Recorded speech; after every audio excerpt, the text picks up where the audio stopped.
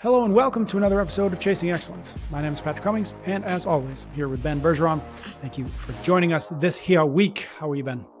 This here week, doing good. Good. All right, my friend. We've got a question from Thomas today. This is what he says. I've always been driven, and the pursuit of goals while doing the inner work to create fulfillment has been a daily focus going on 15 plus years. Now in my mid to late 30s, I'm starting to lose some of that ambitious energy, and it feels disorienting. I get that as life progresses, as we experience loss and mature, it's natural for that ambition to be dimmed down, or at least be much less I-focused and much more we-focused. At the same time, I believe we're here to squeeze the juice out of the orange until there's nothing left. So my question, how do I balance these two contradictory energies? Do I accept that there's more to life than realizing goals, even if my identity hates the idea of that? Or do I seek out bigger, more challenging goals to light that fire and never succumb to mediocrity? My biggest fear is losing that spark, the life force, and that desire. Wow. What was the name? Thomas. Yeah. Great question. Obviously somebody that's doing the work to make sure that they're chasing what truly matters. He says he's been doing 15 years of the inner work to make sure that he's creating fulfillment. It sounds to me like he's achieved a lot of his life goals, probably a lot sooner than he expected.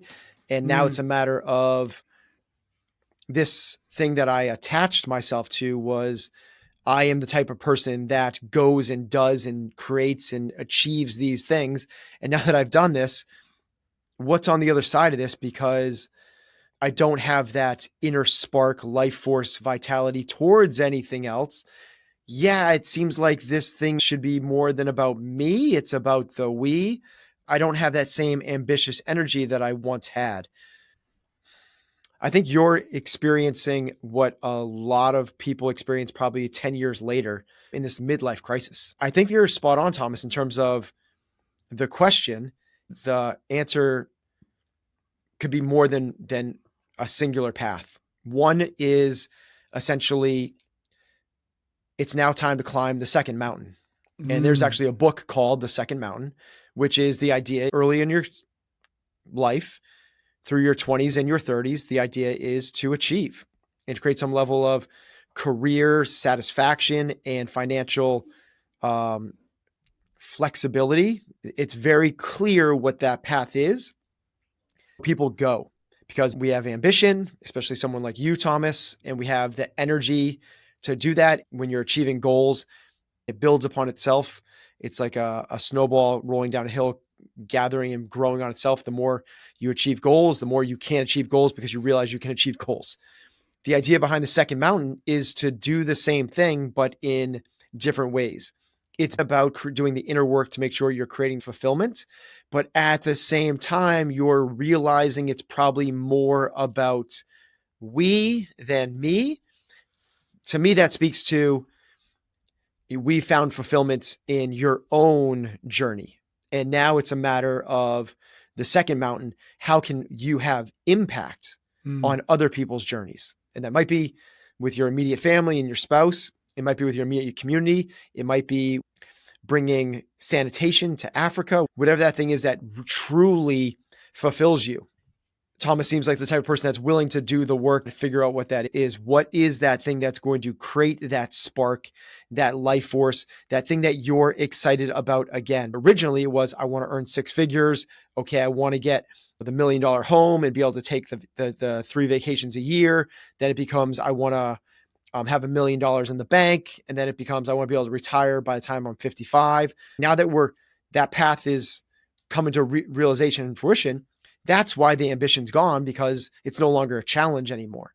What I really like about this is instead of continually moving the goalposts, which is what most people do, is they go, okay, now that I've got $1 million in the bank, now I need 4 million. Now that I got this, now I need 10. When I get to 10, that's where I'll really have the security. And I know that everything will be okay. And everyone's got those different, if we could just stop moving the goalpost. And this is like happiness 101 is people believe that if they get a certain level that they will be happy, but that's just not the case. People in the Middle Ages or before, if they had what any of the poorest people in our society had right now, like the ability to communicate with somebody across the country, the ability to get into a moving vehicle and be on the other side of town in 20 minutes, the ability to walk into a supermarket and get any food they wanted. Like all of those luxuries would have seemed the richest people on planet Earth couldn't do those things. If you said like you could do these things, they'd be like, oh my God, that's amazing. But what happens is as our means become bigger and we have more, our expectations rise. We look around and go, it's not about what I have, it's about what I have relative to the people around me. And that's why we gauge ourselves other people like us. And we don't gauge ourselves against people that lived 500 years ago or living in huts in Central Africa or are struggling to find a job and a shelter for the night. We compare ourselves to people we know like us and usually just above us because we think that those people are slightly more happy than we are because we idolize what they espouse or what we believe them to have. Mm-hmm. So instead of moving the goalpost farther and farther and farther, truly take the deep dive and go, what is the thing worth chasing? What is the thing that's going to cause me fulfillment? Which is what Thomas is asking. I love that. It seems to me the approach is to create those goals again, but not move the same goals farther. Holistic, like complete your zero cost-based accounting. You're starting from scratch, no sacred cows, no historical biases. What is the next 20 years of your life want to look like? Yeah. And there's no momentum. You're starting from dead zero today or January 1st, the bottom of the next mountain. Yeah, it's not climbing up higher and higher on this mountain. You're trying to look at the map and go, which mountain do I want to climb now? And that's a very different conversation than this thing, but more. And I don't think this is Thomas, honestly, if he's done 15 works of trying to like figure out the fulfillment thing and he understands it's about we, not I think he's probably farther along. I think this more has to do with the doldrums that come from being between two mountains. Mm-hmm. Life is not a linear path in any form or fashion. Anybody that's been an athlete, anybody that's been in business, seasons aren't seasons. There's winter, like there's time of cold and, quote, back old days, like starvation and hardship. That's part of life. It comes. And we have to realize that this is the hard part for people like Thomas when they're trying to figure out, hey, I think I'm kind of done with this thing. And I don't think it's a lack of energy or life force or vitality or eagerness to be alive. It's that we haven't found the thing that's setting us on fire that did at one point. Mm-hmm. And we just need to find that thing again. Let's take 2 minutes to say thanks to some sponsors and we'll be right back. We're brought to you by Lumen, the world's first handheld metabolic coach. If you want to stay on track with your health this holiday season, head to lumen.me/excellence to get 15% off your purchase. Lumen is an innovative device that measures your metabolism through your breath. It tells you whether you're burning fats or carbs, providing tailored guidance to improve your nutrition, workouts, sleep, and even stress management. Simply breathe into Lumen first thing in the morning to understand your metabolic state. You'll receive a personalized nutrition plan for the day based on your measurements. Use Lumen before and after workouts and meals for real-time insights into what's going on inside your body.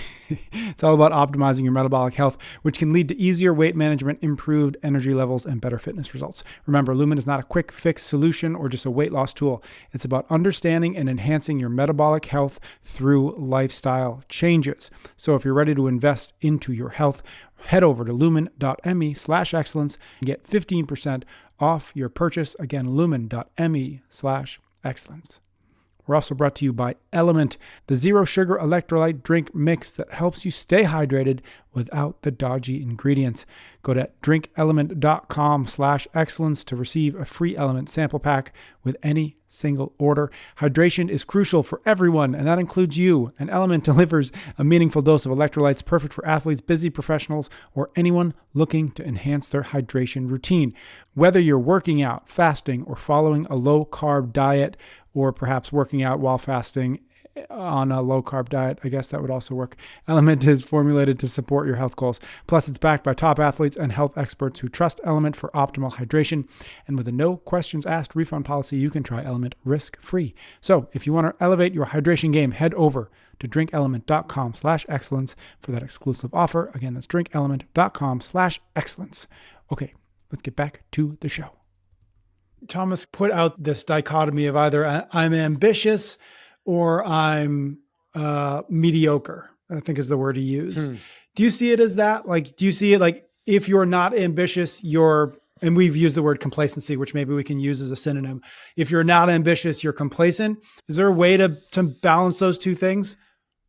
Yeah. And I think this is I think we should be chasing this at all times. It took me until I was 45 to figure this out. But it's the evolution of our conversation, which is not obsession, burn all bridges in pursuit of this one thing, this singular excellence. What we're looking for is excellent lives.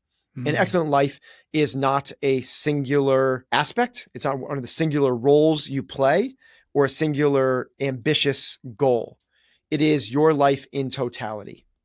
And I like this approach in terms of Raval Navikant had said this, where we like to compare ourselves to other people. But when we do that, we say, man, I would love to have his body and I would love to have his earning potential. And I'd love to have the relationship he has with his family. And I would love the freedom he has in his career. And you don't get to do that, but that's the way our minds work. And similarly, that's not the way we are approaching this thing.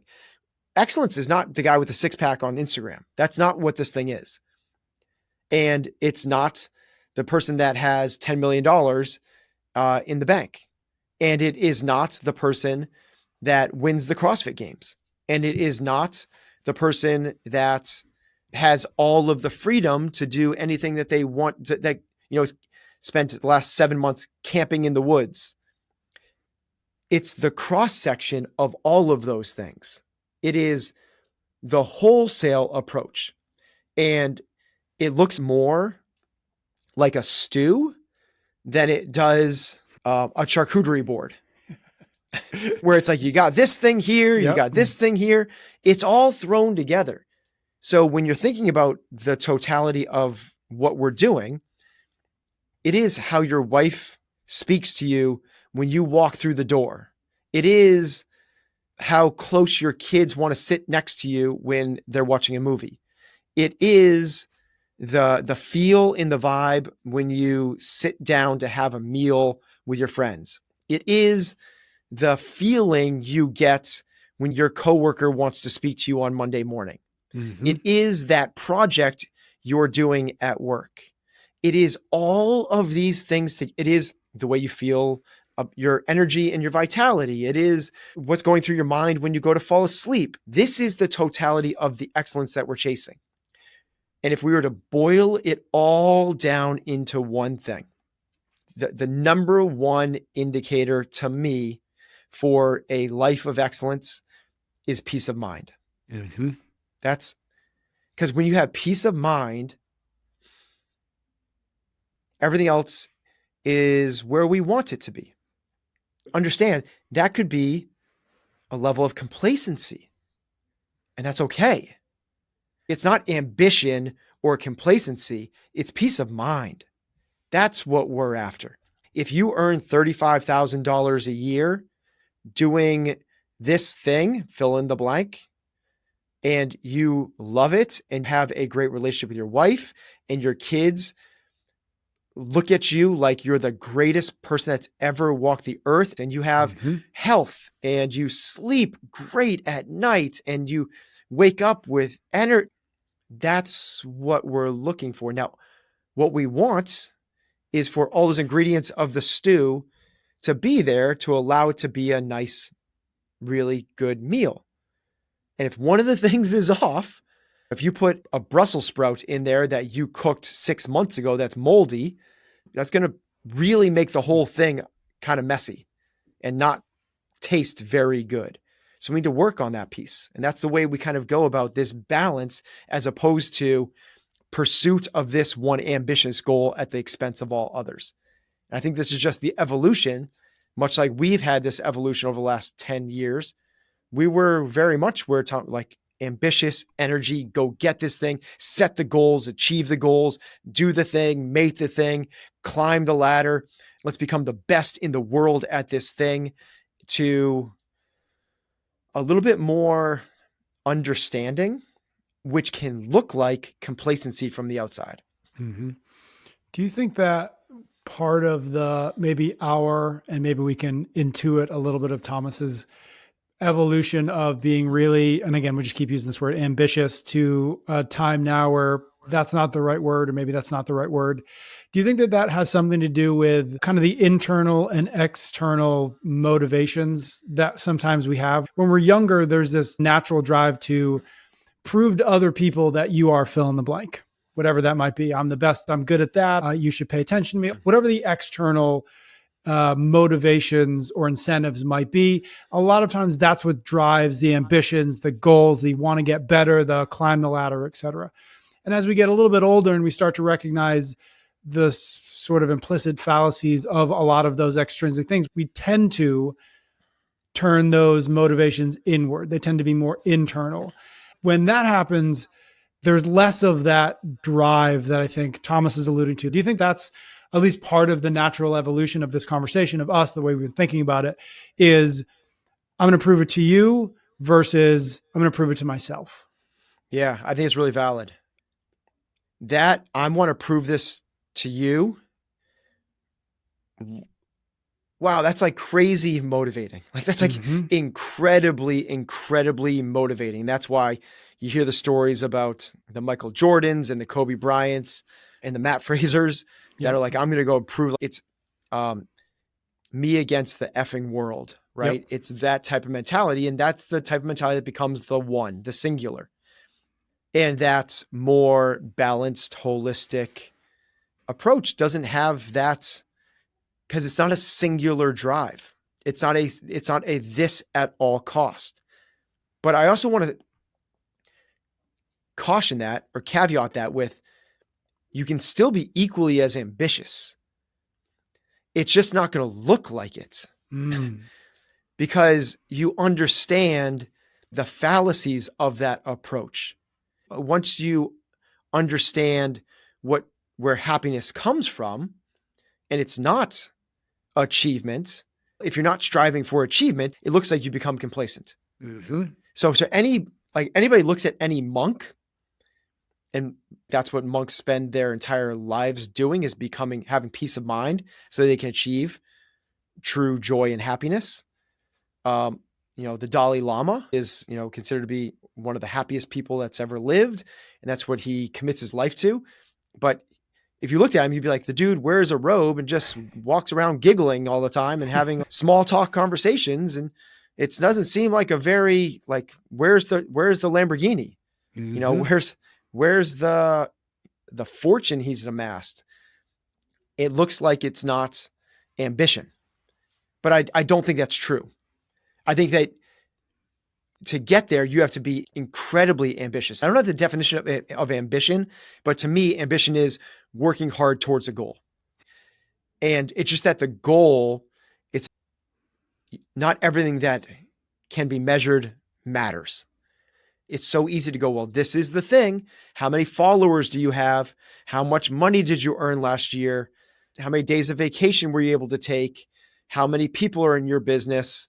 It seems like that's the easy way to measure things. What school did your kids get into? It's really easy to put that on a scale when that probably isn't the thing that actually matters in the long run for all of us. And I'm not to say those aren't things worth chasing. I would rather have more followers, more money, more vacations, and my kids go to better schools. You can have those things, but recognize that those things aren't going to get you to peace of mind. Love it. Thank you. Thank you everyone out there for sending us your questions. Thank you for your ratings and your reviews. If you would like to get on the newsletter, chasingexcellence.email will get you there. Ben and I will be back next week for another episode of Chasing Excellence.